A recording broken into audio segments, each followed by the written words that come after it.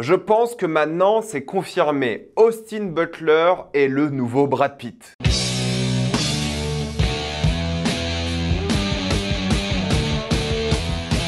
The Bike Riders. Comme d'habitude, jusqu'à la minute indiquée dans le titre de la vidéo, il n'y aura pas de spoilers, parce êtes tranquille, après on va tout spoiler. The Bike Riders est l'histoire d'un gang de motards à Chicago qui devient de plus en plus grand, et c'est là qu'une femme extérieure à ce gang va tomber amoureuse de l'un de ses membres. Elle sera de plus en plus présente dans ce gang et pourra y voir des choses de plus en plus dangereuses. Tout le monde va le dire, c'est Sons of Anarchy, le film. Écoutez, ça fait partie des séries que je n'ai pas vues dans ma vie. Oui, je sais, ma crédibilité vient d'en prendre un coup. Je sais que c'est une série très populaire, je dois la regarder un jour, promis, je vais le faire, mais je l'ai pas vue. Du coup, je pourrais pas comparer à Sons of Anarchy. De toute façon, je vais pas comparer une série de 7 saisons à un film d'1h50. Donc, si vous parlez de ça dans les commentaires, je vais rien comprendre, je suis désolé, mais je vais regarder cette série un jour, ne vous inquiétez pas. The Bike Riders est le nouveau film de Jeff Nichols. Jeff Nichols, j'ai vu 2 de ses films auparavant. J'ai vu Loving, je ne m'en rappelle vraiment pas du tout, mais j'ai vu Mud qu'il a un peu fait percer. J'ai l'impression que c'était un peu son premier gros film reconnu un peu partout. Et ouais, Mud, bah c'est trop bien pour le coup. Et ça a participé à la Matthew McConaughey renaissance et le film était vraiment bien, donc tant mieux. Et là, il revient avec un nouveau film, un film quand même avec pas mal de budget, 40 millions, c'est pas rien. Et j'étais assez surpris parce que à Lille, en tout cas, il est diffusé au Majestic. Je pensais vraiment que ça allait être un film qui allait diffuser à l'UGC Cinété Lille parce que le Majestic, c'est généralement des plus petits films, entre guillemets. Il était certes dans la salle numéro 1 du Majestic. J'ai l'impression qu'il est pas super bien distribué dans le pays. Et ça, c'est pas souvent très bon signe en termes de box-office. Pourtant, j'ai vu pas mal de marketing. Il y a un casting assez intéressant. Bref, c'est assez étonnant. C'est un film qui va vous plonger dans l'ambiance motard de la fin des années 60 à Chicago, avec les personnages qui vont évoluer à l'intérieur de ce club, mais aussi l'évolution de ce club en lui-même sur plusieurs années, la liberté qui vient avec ce club et la manière dont il évolue par rapport à l'Amérique. Parce que oui, la fin des années 60, c'est la guerre du Vietnam. La manière dont la politique, la guerre du Vietnam et juste l'Americana de l'époque va être impactée, et un peu aussi le propos du film. C'est un film quand même un petit peu politique dans ce qu'il raconte par rapport aux rapports sociaux entre les gens, dans les villes, dans les villages, dans la ruralité. Il y a un côté très rural le truc, même si ça se passe quand même dans beaucoup de villes. On est dans le Midwest américain, l'Amérique presque oubliée qui va sentir un peu le basculement du pays du début des années 70. Et c'est ça qui est important, c'est qu'on va se focaliser certes sur plusieurs personnages, mais c'est avant tout l'histoire d'un club, l'histoire de motards et comment leur vie change par rapport à cette communauté. Donc ne vous attendez pas à une sorte de thriller ou des choses comme ça, parce que la bande-annonce mettait un peu en avant le côté violent du truc. C'est pas un film d'action, c'est pas un film violent, entre guillemets, il y a quelques moments un peu plus violents que d'autres. C'est pas un film de meurtre, de trahison, de choses comme ça, c'est un film sur les motards, et les motards sont très humains au final. Et c'est ça la force du film, c'est la plongée dans cet univers, dans cette culture, qu'on va découvrir via plusieurs personnages. Et bah oui, Austin Butler,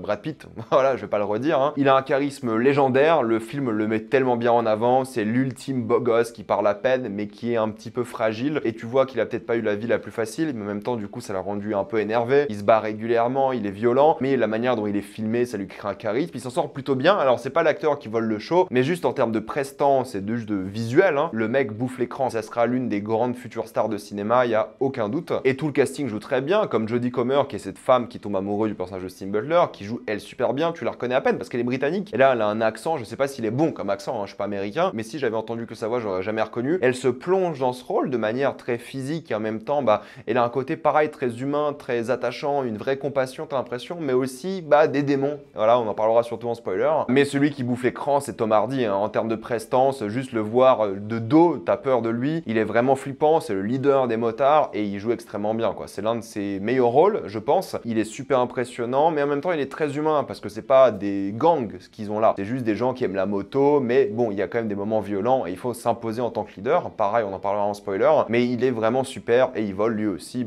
clairement le show dans chaque scène. C'est presque son film, t'as l'impression. Et il y a plein d'autres acteurs que j'aime beaucoup qui apparaissent, comme Mike Faist qui sort tout juste de Challengers, et le voilà de nouveau au cinéma. Michael Shannon que j'adore, qui a un petit rôle mais qui est super. Boyd Holbrook qui est pareil, super, mais aussi un petit rôle et il crève un petit peu l'écran aussi. Il est un peu un comic relief. Et Norman Reedus, alors là pour le coup je l'ai jamais vu comme ça Norman Reedus, mais quel rôle pour lui. Il faudrait lui donner plus de rôles comme ça où il est pas du tout reconnaissable, parce que ça aurait été bizarre de le mettre sur une moto et de le laisser avec sa tête habituelle. Là il est pas du tout reconnaissable et c'est l'un de ses rôles que j'ai le plus aimé de lui. J'aime bien le voir au cinéma, il a prouvé ici qu'il a vraiment du talent, parce que bon, le mec il est coincé dans une série depuis 20 ans, t'as l'impression. informations. Mais c'est ça que j'aime beaucoup, c'est que tous les personnages représentent une partie différente de ce club et c'est ça la force de l'œuvre. Ils ont tous une super alchimie, surtout Austin Butler et Tom Hardy, pour le coup c'est leur film encore une fois. Chaque personnage représente quelque chose d'un point de vue symbolique par rapport à ce club mais par rapport à la société de manière générale. Ils jouent tellement tous bien, ils rebondissent tellement bien sur les répliques de chacun et c'est juste super de les voir interagir, ils ont tous une alchimie assez folle. Et la manière dont le film les montre les rend tous un petit peu légendaires quoi. La photo qui fait un super travail sur leur visage, leurs émotions et tout, il y a rien à dire. Ils arrivent vraiment à iconiser de une ces personnages là, mais à leur donner une vraie esthétique de une, mais surtout à les rendre grands à l'image quoi. Et c'est là que la réalisation est forte, c'est que ça te montre d'un côté la liberté de la route, de ce club de motards, la plongée dans cette culture, la grandeur de cette communauté et ses dérives pour le coup. Tu auras d'énormes plans larges qui vont montrer les routes, que ce soit vides et qui se remplissent avec ces motards, que ce soit avec leur lumière qui montre ou de l'espoir ou tout simplement une menace, mais ça montre surtout comment ces gens-là interagissent avec leur environnement, c'est ça qui est fort. C'est la manière dont ils s'approprient les lieux dans lesquels ils sont et t'as l'impression que le monde leur appartient. Et c'est ce qu'ils ressentent, ils ont vraiment l'impression de diriger ce monde et ça qui est fort et intéressant. C'est le contraste entre la liberté et en même temps la prison qui se crée dans cette communauté, je vais pas trop en révéler non plus, mais entre les gros plans sur les personnages qui réagissent à peine, le jeu d'acting est vraiment bien fait et la direction est top parce qu'ils sont assez subtils, personne ne va jamais gueuler, tout est fait de manière assez calme, ce qui rend les personnages encore plus attachants et humains, et ils sont assez rationnels, tu vois, tu comprends vraiment toutes leurs décisions, et je trouve que le scénario se tient vraiment bien sur ça. C'est un film qui montre bien les avantages et les inconvénients de cette communauté, mais en même temps te fait vivre une sorte de sentiment à la fois claustrophobique d'emprisonnement et de liberté pure qui a malheureusement ses limites. Parce que même si la reconstitution est super, il y a des photos des vrais motards à la fin, les costumes, la musique, les décors, t'y crois à fond, les détails sur les pins, les motos et le côté un peu interview de l'œuvre, parce que l'histoire c'est un intervieweur qui interroge quand même quelqu'un pour avoir des informations sur ce gang et créer une sorte d'album photo et un livre, et justement t'as un côté très interview, presque brisage de quatrième mur avec les motards qui te regardent et parlent au spectateur, et c'est là que va être la force de la mise en scène, c'est par rapport au regard et par rapport à l'environnement encore une fois, mais pas forcément que le côté rural ou juste le côté pique-nique à certains moments, ou les villes ou les bars, mais aussi le côté familial. Parce que oui, t'es plongé dans l'œuvre pendant un peu moins de 2 heures, tu t'ennuies jamais, même si la fin est un peu plus longue, mais c'est volontaire, c'est censé un peu traîner en longueur pour te montrer un peu ce qui se passe. Tu vois quand même pas le temps passer parce que c'est un film qui parle de ça, qui parle de famille et de communauté et des gens qui ont été rejetés. Les gens sans famille essaient de trouver une nouvelle famille, les gens malheureux dans leur famille essaient d'en trouver une nouvelle aussi, les gens qui n'arrivent pas à fonder une famille essaient aussi de trouver cette nouvelle communauté. C'est un gang de motards de gens qui se sentent un petit peu rejetés par la société et c'est sur ça que ça va jouer, la radicalisation des gens qui sont rejetés et la manière dont ils vont oublier ce que c'est une vraie famille et rejoindre ce gang qui sera un peu plus fort que tout. C'est les avantages de ça, les dérives aussi de cette communauté, le pouvoir qui va avec et à quel point ça change et la communauté et les personnes, la masculinité et la violence qui est vraiment fortement critiquée aussi, mais c'est pas de manière manichéenne. C'est-à-dire que pour chaque mauvaise action entre guillemets, vu qu'elles sont faites entre membres du gang et à chaque fois il y a des gens qui vont se battre et ensuite ils vont boire des bières ensemble, tu comprends un peu l'ambiance et tu respectes même ce gang même s'ils sont violents. C'est ça qui est fort, c'est que c'est un film très humain. Alors oui, c'est certes pas le film le plus émouvant, le plus dingue, mais il frappe un petit peu la rétine. Vous allez clairement vous en rappeler pour ce sentiment de liberté, pour cette culture et ces nombreux personnages et leur destin. Donc oui, Bike Riders, c'est vachement bien. Pour le coup, ça va pas plaire à tout le monde parce qu'il faut vraiment être dans le mood d'être plongé dans ce club de motards. C'est pas un film d'action, pour le coup, c'est clairement un film d'auteur qui pose les bases et le marketing a peut-être trahi pas mal de personnes, mais c'est un film qui est fondamentalement sur des personnages, sur une ambiance, sur un pays, sur une époque et je pense que beaucoup de personnes vont s'en rappeler, peut-être juste pour l'ambiance, mais aussi pour la prestance des acteurs et je trouve que c'est un bon film. Mais encore une fois, voyez ça comme un hommage à une époque, un groupe de personnes et aussi une critique de la radicalité qui est venue avec. Et là, vous allez passer un bon moment, mais je peux comprendre que des gens n'apprécient pas. Moi, personnellement, j'ai beaucoup aimé et clairement, je vais m'en rappeler. Donc honnêtement, je ne peux que vous le conseiller. J'espère qu'il est diffusé dans le cinéma à côté de chez vous parce qu'il vaut le détour. Et maintenant, on va passer en spoiler.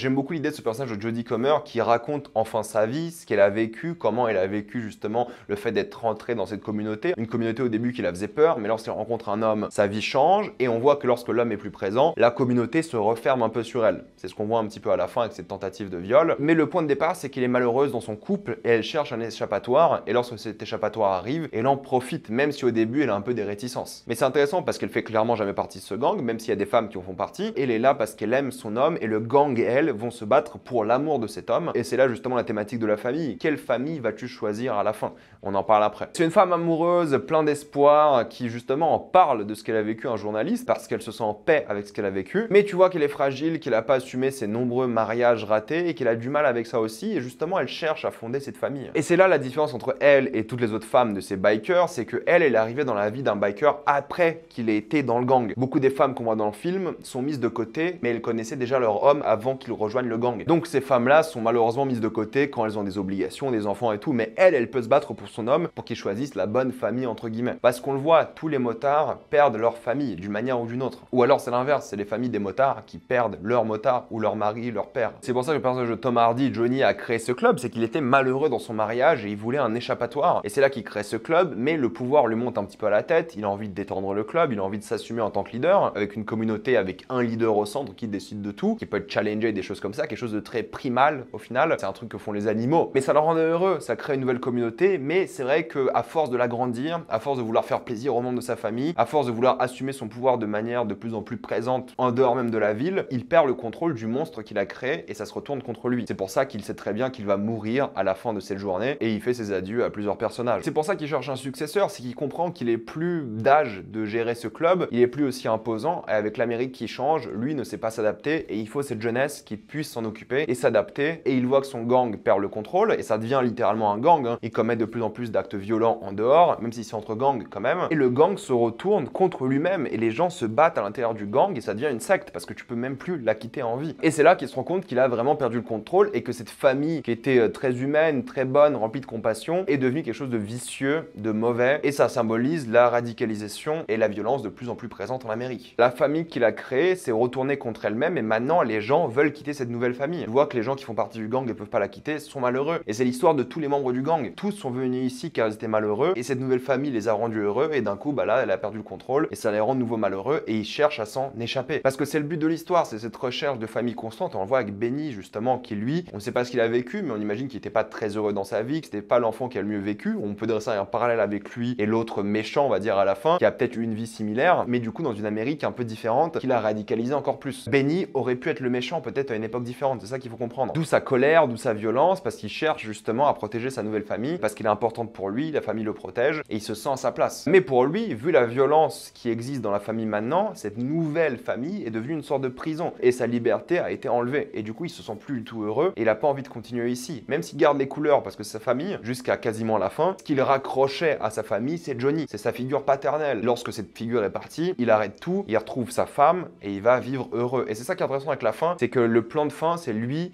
et un son de moto. C'est-à-dire qu'il a trouvé une nouvelle liberté, en tout cas c'est comme ça que je l'ai compris, une nouvelle liberté dans cette famille. Sa nouvelle vie, elle est là. Je pense pas que c'est un appel à revenir à l'époque du gang, hein. À l'époque, pour lui, c'est tellement important, c'est pour ça qu'il pleure 2 fois dans le film, quand il perd l'opportunité d'être dans la famille et quand il a vraiment perdu la famille. Et le son des motos, pour lui, c'est la liberté. Et là, en étant heureux, en ayant une vie simple, il a retrouvé un peu cette liberté. Donc voilà, je vais m'arrêter là. Mettez-moi dans les commentaires ce que vous en avez pensé. Avez-vous adoré ou détesté? J'ai envie d'avoir votre avis. Tout ça dans les commentaires. Comme d'habitude, pensez à vous abonner à la chaîne pour voir les prochaines vidéos. Mettez un j'aime, ça aide beaucoup la chaîne. Suivez-moi sur tous mes réseaux pour plus de contenu exclusif. Et moi, je vous dis à la prochaine fois. Salut à tous.